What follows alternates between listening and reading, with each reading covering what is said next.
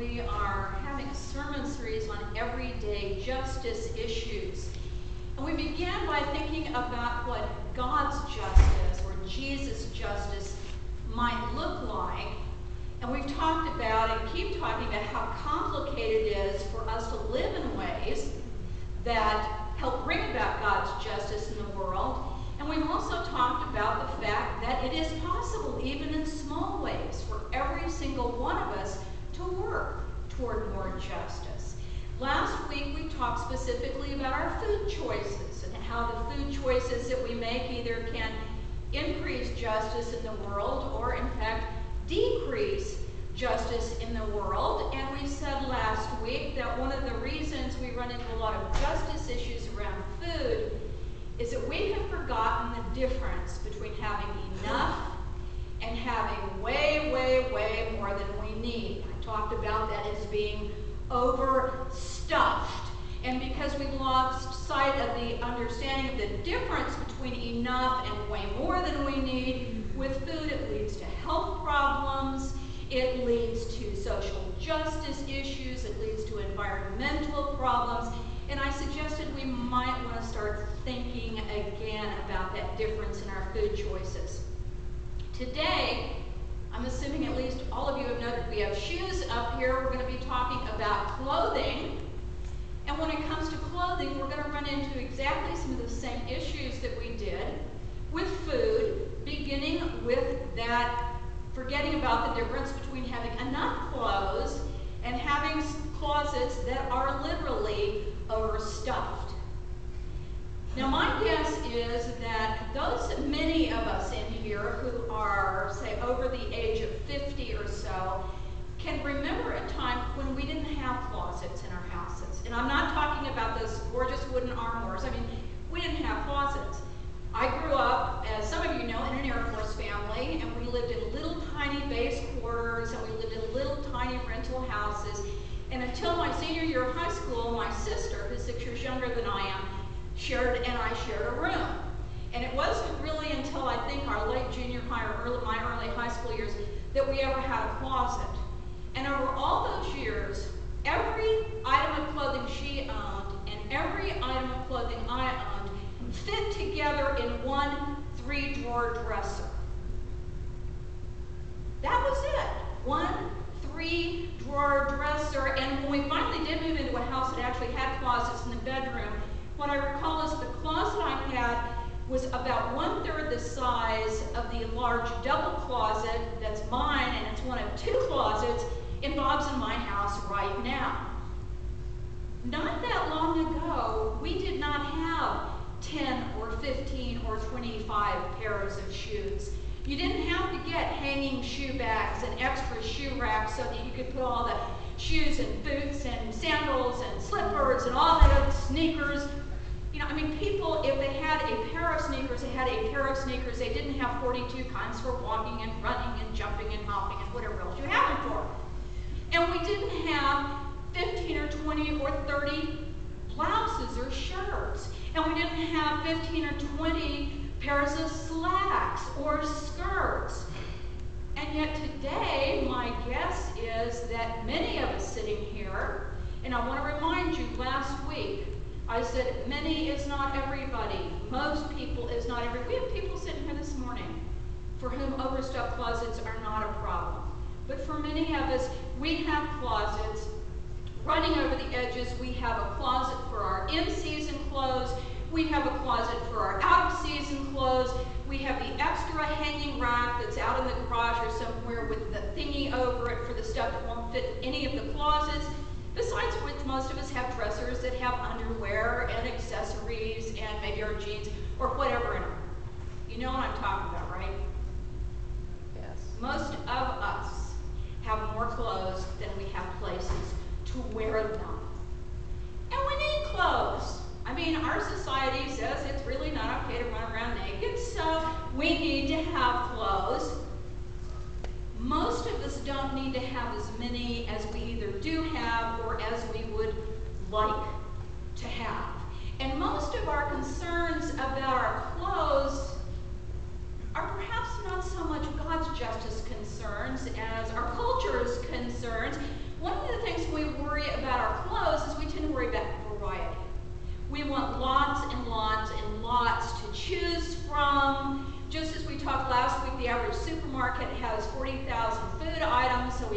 food choices, we like to have a lot of clothing options, and yet I would be willing to bet that at least half of us in here at some point have stood in front of this closet, stuffed with clothes, and thought, I just don't have anything to wear today. I won't ask for a show of hands on that one, but I'll bet. We worry a lot about fashion. A lot about fashion, particularly if we are, and I'll put younger in quotes because you get to decide whether you're younger or not, but we worry a lot about whether we're in style, whether we are looking good, whether we look better than the person standing next to us. And the more we worry about fashion, the more new clothes we buy, and so the more closets and the more dressers and all those other kinds of things we need. And a third thing we worry about is low cost. It's just like food. We want a variety of clothes, a variety of fashionable clothes. We want them available to us at low cost. Low cost to us, regardless of the cost they might have for God's creation or for our sisters and brothers who share this planet with us.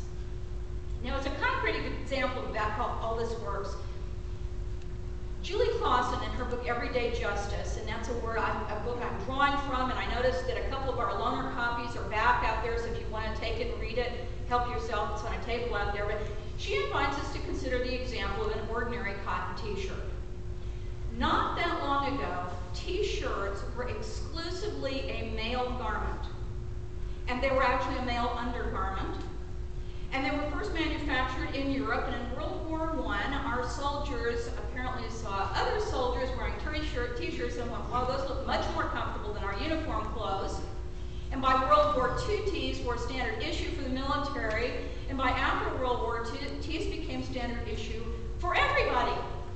How many of you have at least one t-shirt at home? You can wear tees anywhere. I mean, you can wear them to preach in church even. Everybody has t-shirts, and yet even a simple t-shirt raises a whole bunch of justice issues for us to think about. And one of those sets of justice issues are environmental issues, creation issues, how the production of t-shirts affects the world around us and our own world and our own health and well-being. And with t-shirts, most t-shirts are still made of cotton, and because of the demand for t-shirts, I mean, I'll bet you, we've got about, 125, 150 people here this morning. I'll bet if we added up just the t-shirts in this congregation, we've got well over 1,000. Quite possibly well over 2,000. That's a lot of t-shirts, and we're just one tiny little congregation gathered for worship. Because there's this huge demand for t-shirts, most farmers who grow cotton for t-shirt production grow high-yield cotton. But to grow high-yield cotton, it takes substantially more fertilizer and substantially more pesticides than it does to grow ordinary cotton, which means that you're getting more and more pesticides and fertilizers in the environment. And one of the things that means is that we've got a lot more of these things floating around in the air and in the water. And there are no regulations for fertilizers and pesticides because we don't eat cotton. We don't ingest it. There are no laws about how much you can and can't put on. And so even though cotton production only makes up 3% of American global agriculture, it uses 1/4 of the world's pesticides. That's a lot. I want to hear a rule. That's huge! 3%! It's using 8 times that amount of pesticides.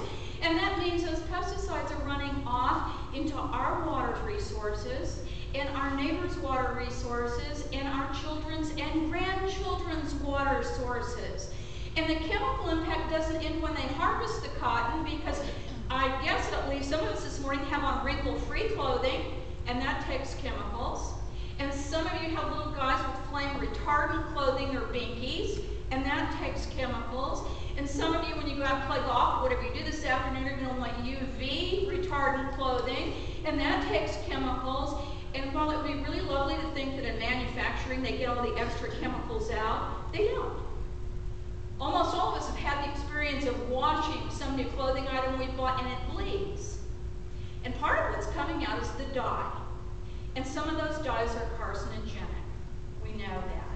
And some of the stuff that's coming out are some of these other chemicals, like formaldehyde, and any number of other things that are really, really, really, really bad for our health. So the more chemicals they need to grow cotton so that we can have lots of cotton t-shirt choices, the more that ends up in the environment, the more that ends up on our skins, the more that ends up on our babies' blankets, and our toddlers' jammies, and our teens' jeans, and ours or our moms or our dads' sweaters or jackets. You've got that whole set of issues. And then there's a whole second set of justice issues that has to do with workers. The people who produce the cotton or other kinds of fibers, the people who work in the textile mills.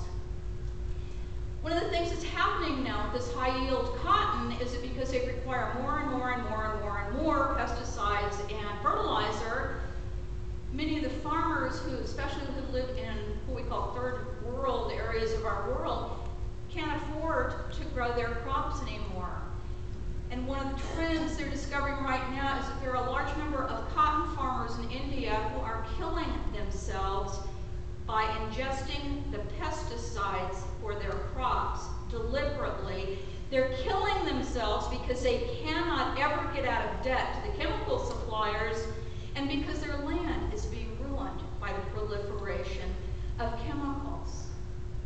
And the people who help grow the cotton and the people who work in the factories are also exposed to more and more chemicals. And so if you have a pair of socks on this morning, the woman who dyed those socks for you may well develop bladder cancer. And the man who sewed your wrinkle-resistant jacket on, your wrinkle-resistant shirt, or your stain-resistant slacks may well develop lung cancer from the formaldehyde that's used to produce that. And the little children who work in the mills, rewinding bobbins in the weaving mills, may well become deaf because of the noise levels that are not controlled in production.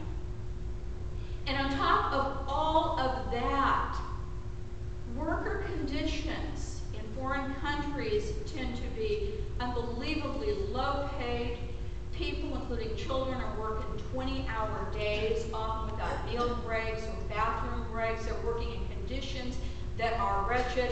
Next week, some of you might want to stay and see China Blue, which talks about blue jean production in China. Well, I'll bet not a single one of us, except maybe me because I knew I was going to preach on this morning, because none of us thought about this morning when we were getting dressed. The choices we make about what we put on our bodies affects our planet, and they affect our sisters and brothers in the world, and they affect us too, and I hope will affect us a lot from a faith perspective. So can you buy a Justice tea, a tea that's sustainably made, that the workers are treated well, that nobody's getting sick? Yeah, you can. But it means you're going to have to do more work. Now, I like to think that I'm a fairly faithful person. I know that you all are very faithful people. And I know that none of us are sitting around going, well, how can I exploit people and make them sick by my clothing choices? We're not doing that. But the flip side is we have the opportunity to say, how can I make that less prevalent? How can I contribute to greater well-being? We can start thinking consciously about some of this stuff. And even more than with our food purchases, we can do clothes homework ahead of time. So say we're thinking about buying a new t-shirt or a new pair of shoes, we can go online now and we can look at our options and we can find out the track records of companies. And we can choose to support companies that we know treat workers well and that aren't damaging the environment or not. Well, this week I did that because I was going to be preaching on this, and I remembered, and I know some of you have because I've talked to this week, several years ago there was a huge furor with Nike Shoe Company. And there was a lot of concern because Nike's overseas plant workers were being treated horribly. There were high suicide rates and people were dying from chemical exposure. And I thought, I wonder if it made any difference, if anything's changed in 15, 20 years since that became news. And the good news, it has.